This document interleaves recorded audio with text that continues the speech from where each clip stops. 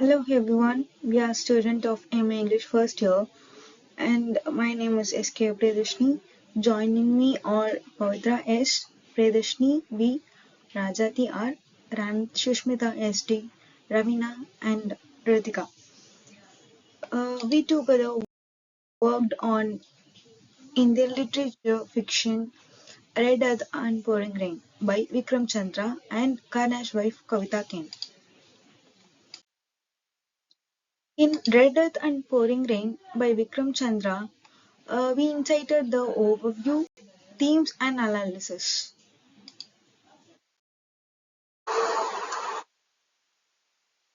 Modern overview on Red Earth and Pouring Rain.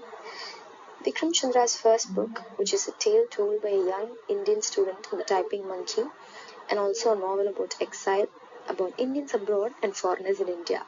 The novel is also about the processes of national and cultural and personal redefinitions implicit in these juxtapositions. It is a story about how stories are born and how stories sustain us. The novel can be told as a great example of postmodern novel as it has many number of postmodern characteristics. The first one would be non-linear narration. The novel intertwines multiple narratives across different time periods. There is two important plots. The first one is the main plot, which tells about the story of a contemporary Indian man, Reggie, a writer struggling with his personal and professional life.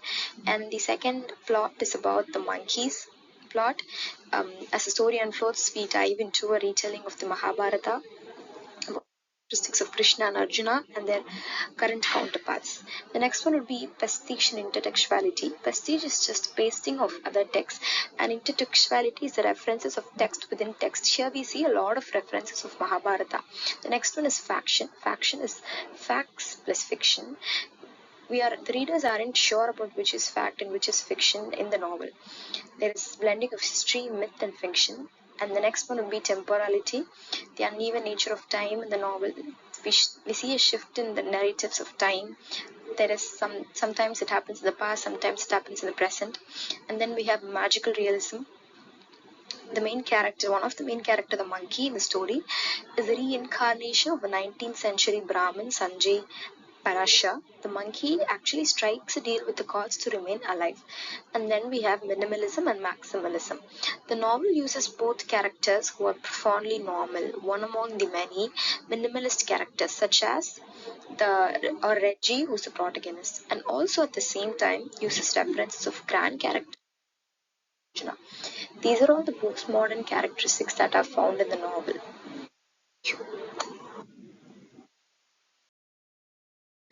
In this slide, we can see the themes. First is storytelling and oral tradition. And storytelling is central to the novel, linking past and present. The novel is built around tales told by the character Sanjay, a monkey with human memories, and an Indian American writer Abe who documents these stories. Second one, colonialism and historical memory. The novel delves into India's colonial past, addressing the impact of British imperialism on the nation's psyche and identity. Third one is identity and diaspora. The novel navigates the complex identities of people living between two worlds, particularly the Indian diaspora living in the West. Fourth one, revenge and karma. Revenge and the notion of karma play an essential role, reflecting the moral and philosophical underpinnings of the novel. Fifth one, myth, magic, and supernatural elements.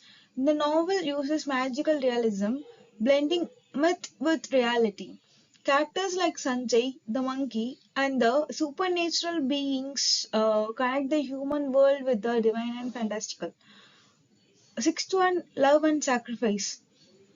Throughout the novel, characters experience various forms of love, romantic, familial, and platonic, and often sacrifice for the people they care about. Seventh one, war and violence. The novel is filled with the tales of war, battles, and violence, reflecting both personal and political conflict.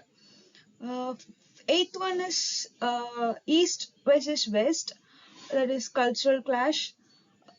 The novel frequently contrasts Eastern and Western values, questioning the impact of Western modernity on traditional Indian culture.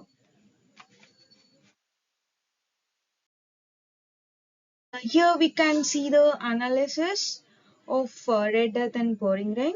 Uh, Chandra explores the importance of storytelling as a cultural tradition, means of preserving history, and a form of resistance. The oral tradition ties into India's rich history of myths and epics.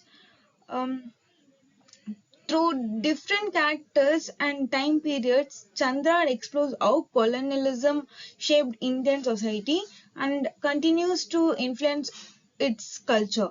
The blending of history with myth allows a reimagining of historical events.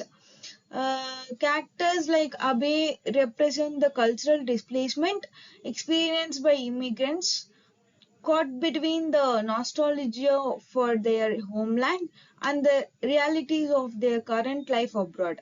There is an exploration of hybrid identities that blend Indian and Western influences. And characters often seek revenge or justice driven by past actions.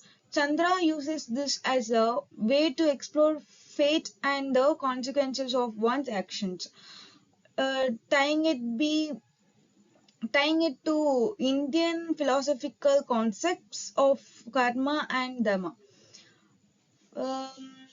This blending of supernatural with the ordinary reflects the intersection of Indian folklore with the daily life. It serves as a vehicle for exploring larger existential and spiritual questions. Um, then Chandra portrays love as the driving force behind many of the characters' actions, but uh, it often comes with a price, underscoring the complexities of human relationships. Two stories of warriors and freedom fighters, Chandra examines the nature of violence both in a personal sense and a broader nationalistic sense, which means the struggle for independence. The characters' experiences in the West often lead to disillusionment as they find themselves caught between two worlds. Chandra critiques the forces of globalization and cultural assimilation. Now we can see the Karna's Wife by Kavita Kane. Uh, we have incited the overview themes, karma's duality on Karna's wife, belonging and alienation in Karna's wife, and symbolism and literary devices. Hello all, this is Ravina going to present on the overview of Karna's Wife, which was written by Kavita Kanai. A retelling of the epic Mahabharata from the perspective of Karna's wife Urvi.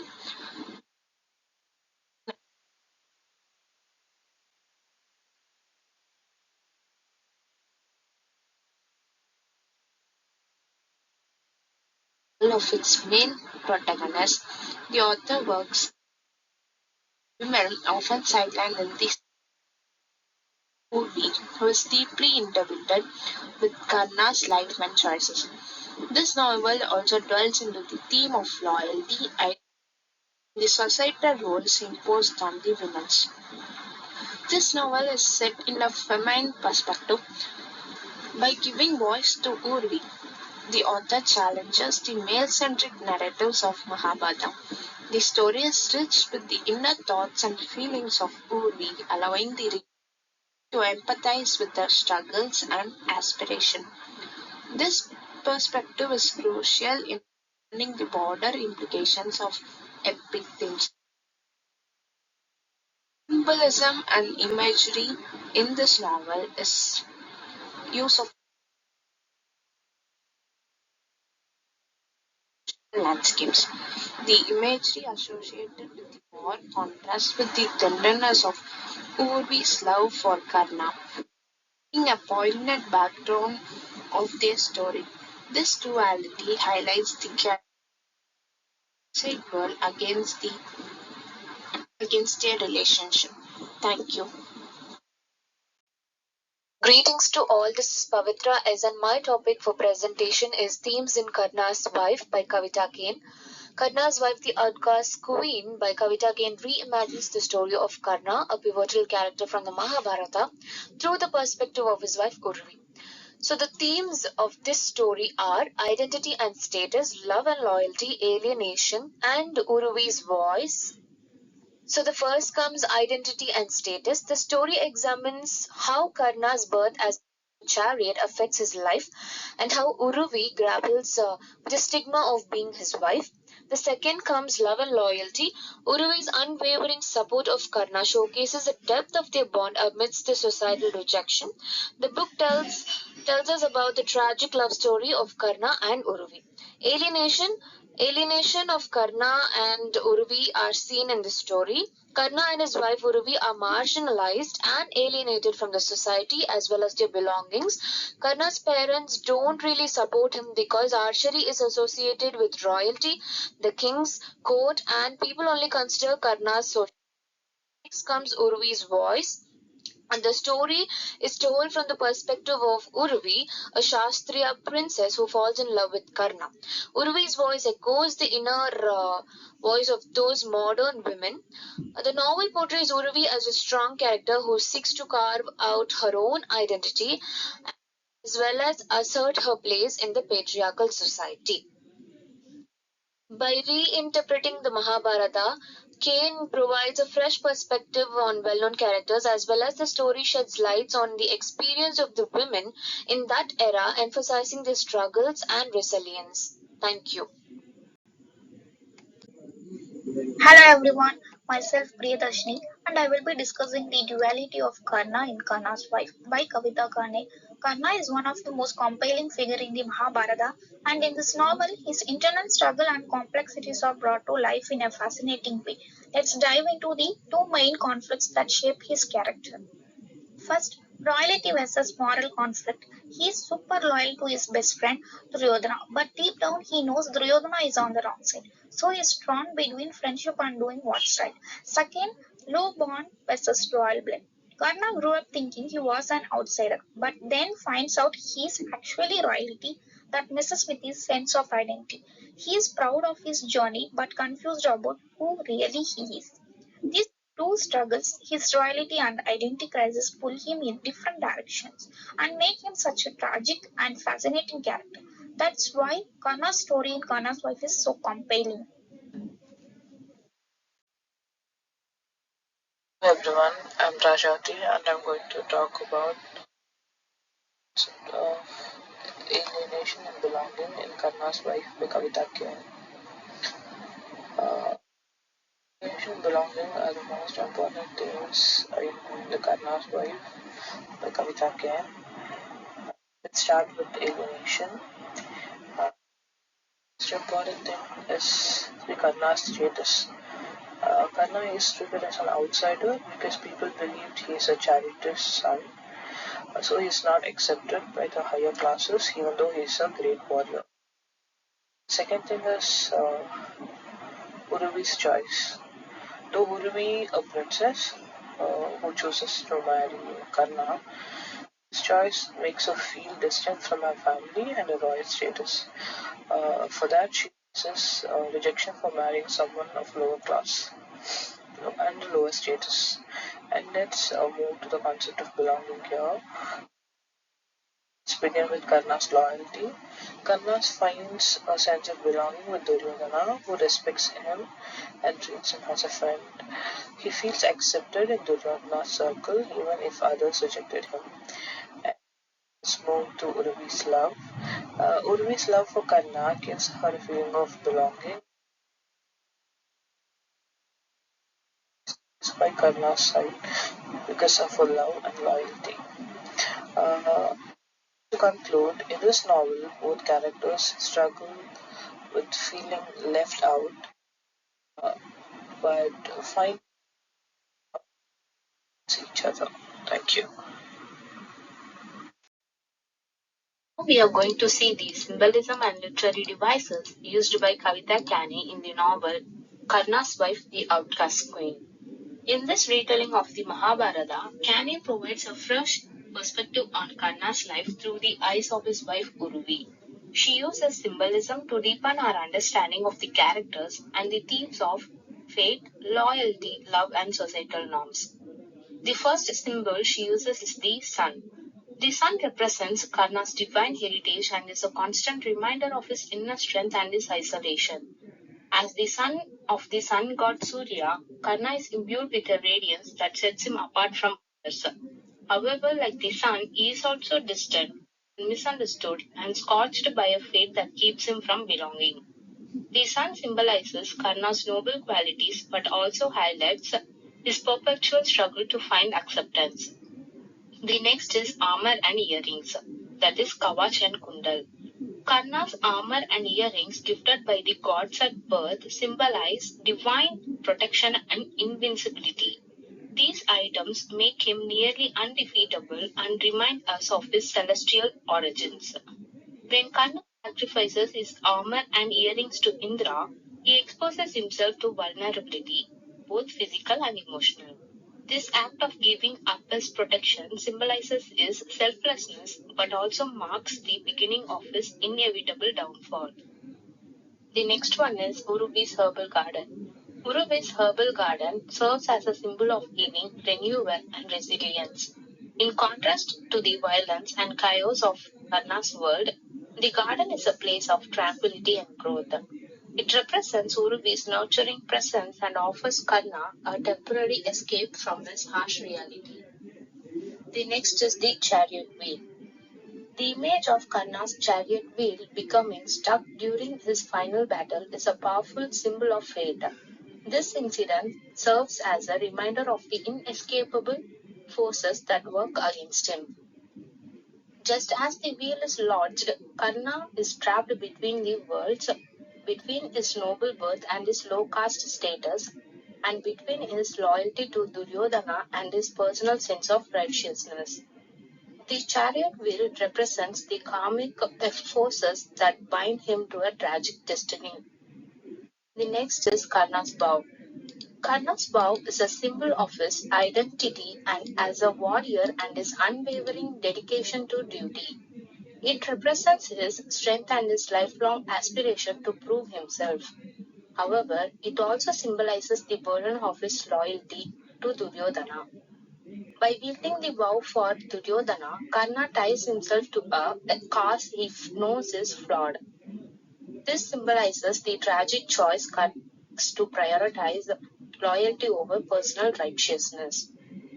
The next is metaphor. Karna is frequently referred to as the sun's son, a metaphor that speaks to his strength and isolation.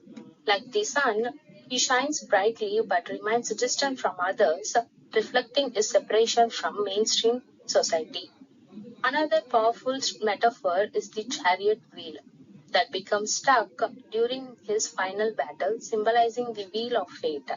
This metaphor emphasizes the inescapable nature of his destiny and the karmic forces that shape his life. Next, we are going to focus on the literary devices used in Karna's Wife, the Outcast Queen. The author Kane uses various literary devices to enhance themes of loyalty, fate, and love. The first literary device which she uses is foreshadowing. Kane uses foreshadowing to build tension and hint at Karna's tragic fate.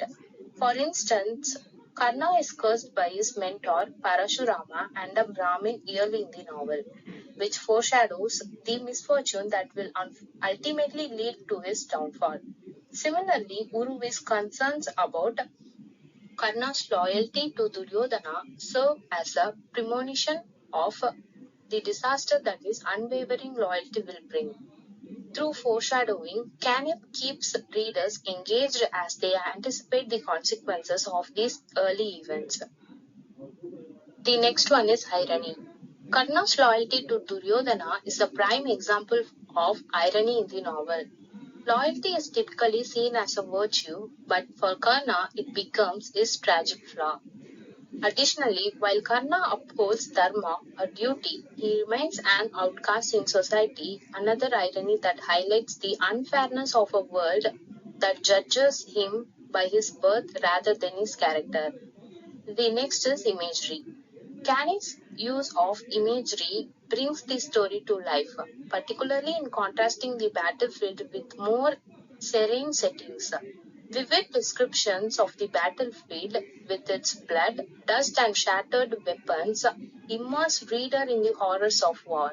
In contrast, imagery of Uruvi's herbal garden paints a picture of peace and healing, reflecting her role as a stabilizing presence in Karna's life. This use of imagery helps to emphasize the contrast between war and domestic life.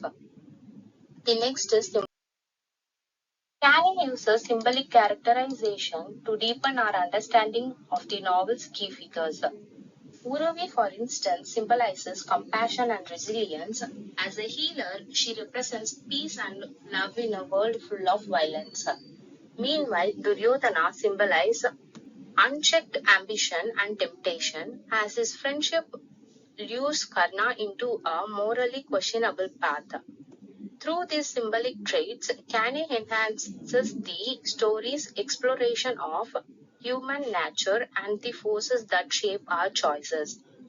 The next is juxtaposition. Canning frequently uses juxtaposition to highlight contrasts between different aspects of Karna's life. For example, the scenes of domestic life with Uruvi are placed alongside moments of war, showcasing the duality in Karna's existence. Another juxtaposition appears in Karna's noble qualities being at odds with his low caste status, highlighting the societal barriers that he cannot overcome. The next is metaphor. Karna is frequently referred to as the sun's son, a metaphor that speaks to his strength and isolation. Like the sun, he shines brightly but remains distant from others, reflecting his separation from mainstream society. Another powerful metaphor is the chariot wheel that becomes stuck during his final battle, symbolizing the wheel of fate. This metaphor emphasizes the inescapable nature of his destiny and the karmic forces that shape his life. In conclusion, Kavita Kane employs a range of symbols and literary devices in the novel Karna's Wife, the Outcast Queen, to bring new depth and insight to the story of Karna and Urvi. These symbolism and literary devices not only enrich the storytelling but also provide readers with a deeper understanding of the characters and the world they inhabit. Thank you. And thank you for taking the time to watch this presentation. And we hope you found it informative and engaging. We appreciate your attention and look forward to any questions or feedback you may have. Thank you.